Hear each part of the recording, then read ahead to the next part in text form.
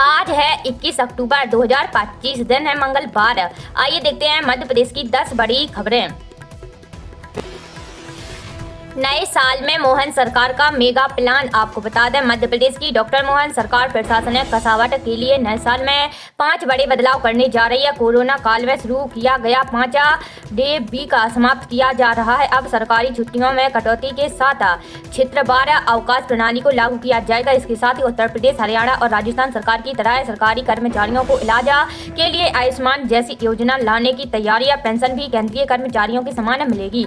इतना ही नहीं, तीसरी संतान होने पर नौकरी पर रोक को हटाने पर विचार चल रहा है। इसके साथ ही विभागों में खाली पड़े पदों को भरने के लिए परीक्षा सिस्टम में बड़ा बदलाव किया गया है। दिवाली पर साफ रहेगा मौसम, दिन में धूप खिलेगी। आपको बता दें, दिवाली पर मध्य प्रदेश में मौसम साफ रहेगा और दिन में धूप खिली रहेगी। मौसम विभाग ने कहीं भी बारिश का अलर्ट जारी नहीं किया है। हालांकि कल अक्टूबर से प्रदेश के दक्षिणी हिस्से में एक बार फिर हल्की बारिश और गरज चमक का बाला दौर शुरू होगा, जो अगले 3 दिन तक चलेगा। सीनियर मौसम वैज्ञानिक ने बताया कि 21 अक्टूबर से दक्षिण पूर्व बंगाल की खाड़ी में एक साइक्लोनिक सर्कुलेशन एक्टिव हो रहा है, जिसका असर प्रदेश में भी देखने को मिल सकता है। 21, 22 और 23 अक्टूबर को इंदौर, जबलपुर और शहडोल संभाग के जिलों में हल्की बारिश होने का अनुमान है। बुरहानपुर, खंडवा, हावड़ा, नर्मदापुरम, बैतूल और नरसिंहपुर, छिंदवाड़ा, पन्ना, जबलपुर, सिवनी, उमरिया, शहडोल, अनूपपुर, डिंडोरी, मंडला और बालाघाट जिले में हल्की बारिश हो सकती है। इस दिन आ सकते हैं किसान सम्मान निधि के पैसे, जाने आप पात्र हैं या नहीं।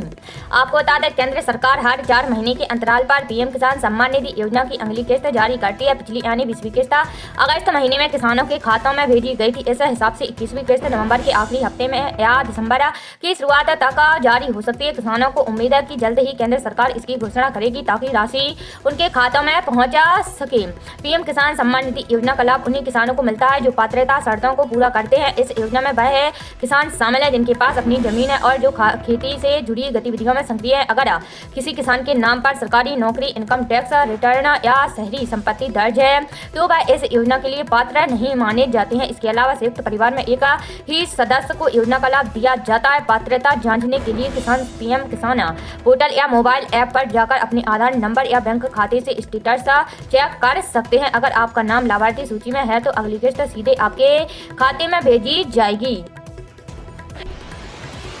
ट्रंप फिर बोले, भारत रूस से तेल नहीं खरीदेगा। आपको बता दें, अमेरिकी राष्ट्रपति डोनाल्ड ट्रंप ने रविवार को एक बार फिर यह दावा किया है कि भारत अब रूस से तेल का व्यापार नहीं करेगा। इससे पहले ट्रंप ने 15 अक्टूबर को भी ऐसा ही दावा किया था। ट्रंप ने अपने प्लान में रिपोर्टरों से बात करते हुए कहा कि मैंने भारत के प्रधानमंत्री मोदी से बात की और उन्होंने कहा कि वे रूस के तेल का व्यापार नहीं करेंगे। इस पर रिपोर्टरों ने कहा कि भारत ने आपके और पीएम मोदी के बीच तेल खरीद को लेकर कोई कॉल होने से इनकार किया है। इसके जवाब में ट्रंप ने कहा, अगर वे ऐसा कहना चाहते हैं तो उन्हें भारी टैरिफ देना पड़ेगा और वे ऐसा नहीं करना चाहते।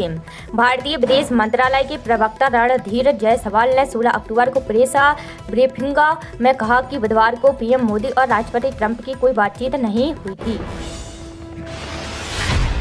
दिवाली छठ पर चलेंगी 3 जोड़ी फेस्टिवल स्पेशल ट्रेनें। आपको बता दें, दिवाली और छठ पर्व के अवसर पर अतिरिक्त भीड़ को संभालने के लिए पश्चिम मध्य रेलवे ने भोपाल मंडल से होकर 3 जोड़ी स्पेशल ट्रेनें संचालित करने का निर्णय लिया है। इनमें रानी कमलापति, दानापुर, रीवा, डॉक्टर अंबेडकर नगर और रीवा हड़पसर के बीच चलने वाली फेस्टिवल स्पेशल ट्रेनें शामिल हैं।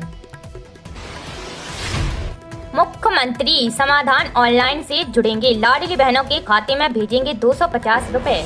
आपको बता दें, मुख्यमंत्री डॉक्टर मोहन यादव 23 अक्टूबर को समाधान ऑनलाइन कार्यक्रम के माध्यम से प्रदेश वासियों की समस्याओं का ऑनलाइन समाधान करेंगे। इसी दिन भाई दूज होने के कारण मुख्यमंत्री लाडली बहना योजना के तहत लाभार्थी बहनों के खातों में 250 की अतिरिक्त राशि भी ट्रांसफर करेंगे। मुख्यमंत्री ने 2 महीने पहले यह निर्णय लिया था कि भाई दूज के दिन बहनों को यह अतिरिक्त राशि प्रदान की जाएगी। साथ ही अगले माह से लाडली बहना योजना की मासिक राशि 1250 से बढ़ाकर 1500 रुपए कर दी जाएगी। समस्याओं का होगा प्रत्यक्ष निराकरण। यह कार्यक्रम गुरुवार 23 अक्टूबर को मंत्रालय से वीडियो कॉन्फ्रेंसिंग के माध्यम से आयोजित किया जाएगा। इस समय मुख्यमंत्री डॉक्टर यादव एवं मुख्य सचिव अनुराग जैन प्रदेश के सभी जिलों के कलेक्टर, एसपी व अन्य वरिष्ठ अधिकारियों से संवाद करेंगे। जयपुर में रेस्टोरेंट में सिलेंडर ब्लास्ट, एक की मौत। आपको बता दें, जयपुर की किशनगढ़ रेनवाला में रेस्टोरेंट में रखे एलपीजी गैस सिलेंडर में ब्लास्ट हो गया। तेज धमाके के साथ ही 2 विस्फोट हुए और बिल्डिंग का एक हिस्सा गिर गया। इस दौरान बिल्डिंग में आग भी लग गई। पहली मंजिल पर मिठाई के कारखानों में काम कर रहा युवक नीचे गिरा और मलबे में दब गया। रेनवाला पुलिस ने एसडीआरएफ टीम की मदद से मलबे में दबे 2 युवकों को बाहर निकाला और अस्पताल पहुंचाया।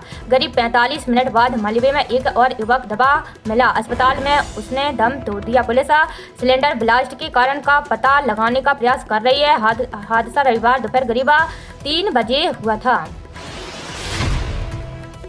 छत्तीसगढ़ में 2,23,000 नए उज्ज्वला गैस कनेक्शन देगी सरकार। आपको बता दें, केंद्र सरकार ने प्रधानमंत्री उज्ज्वला योजना के तहत छत्तीसगढ़ में 2,23,000 नए घरेलू एलपीजी कनेक्शन देने का लक्ष्य निर्धारित किया है। इस योजना की मंजूरी मिलने के बाद मुख्यमंत्री विष्णुदेव साय के निर्देश के अनुसार नवीन उज्ज्वला गैस कनेक्शन वितरण की प्रक्रिया शुरू होगी। इसके लिए खाद्य नागरिक आपूर्ति और उपभोक्ता संरक्षण विभाग ने विस्तृत दिशा निर्देश जारी कर दिए हैं। विभाग के अनुसार आवेदन मिलने के 15 दिन के भीतर लाभार्थियों को नया गैस कनेक्शन दिया जाएगा। नियत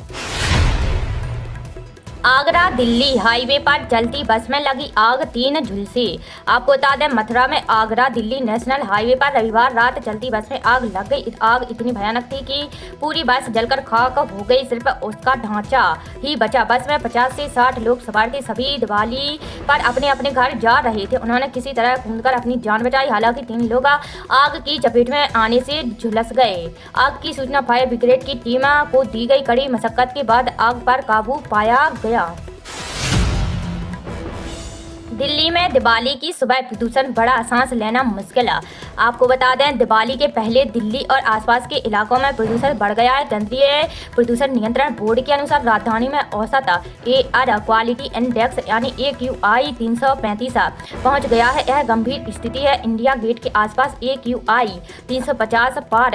आनंद विहार में 414 और वजीरपुर में 407 दर्ज किया गया है। केंद्रीय प्रदूषण नियंत्रण बोर्ड ने बताया कि दिवाली की पहली रात पटाखे फोड़ने के कारण AQI काफी ज्यादा बढ़ा है। हवा की क्वालिटी खराब हो गई है। कुछ इलाकों में लोगों को सांस लेना मुश्किल हो सकता है। मध्य प्रदेश के किसानों के लिए बड़ी खबर है। सौर ऊर्जा पंप लगाने पर 90% मिलेगी सब्सिडी।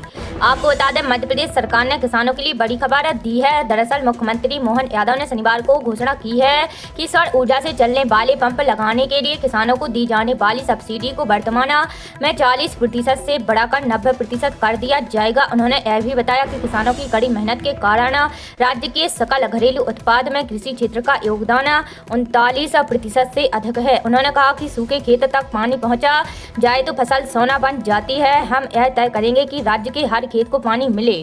मुख्यमंत्री ने कहा कि किसानों को अब सौर ऊर्जा पंप लगाने पर 90% सब्सिडी मिलेगी, जो पहले 40% थी। उन्होंने कहा कि किसानों को उनके मौजूदा पंपों की तुलना में 1 कदम अधिक क्षमता वाला सौर पंप मिलेगा। 3 HP पंप वाले किसानों को 5 HP और 5 HP पंप वाले किसानों को 7.5 HP पंप का सौर पंप मिलेगा। इसके अलावा उन्होंने किसानों से अस्थायी बिजली कनेक्शन के खर्च से मुक्ति पाने के लिए सौर ऊर्जा अपनाने का आग्रह किया है। सीएम ने कहा कि किसानों को सब्सिडी पर 32 लाख सौर पंप उपलब्ध कराए जा रहे हैं, जिससे वे अतिरिक्त बिजली पैदा कर सरकार को बेचा सकेंगे। उन्होंने कहा कि राज्य ने अपने सिंचित क्षेत्र का विस्तार 52 लाख हेक्टेयर तक कर दिया है और 100 लाख हेक्टेयर तक का लक्ष्य रखा गया है।